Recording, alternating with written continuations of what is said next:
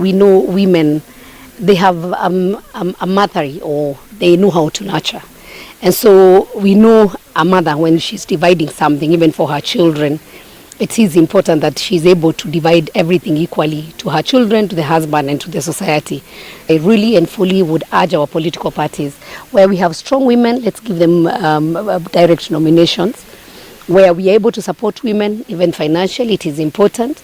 It is also important even for the Ministry of Interior to protect harassment against women, because it is important that women are given an equal opportunity. And I'm very sure that the presidential candidate who will select a woman as a deputy president, that is going to be maybe an upper advantage, because women of Kenya sometimes shy away from participating in politics.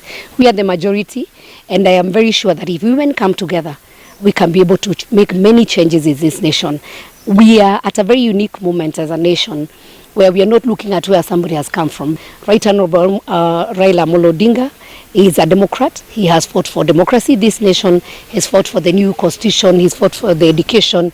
And he has also even fought for the affirmative action. Today, as we celebrate Dr. Aida Ashukia, who many years ago empowered women through education, through equality, gender equality, not only in Kenya, but in the entire Africa.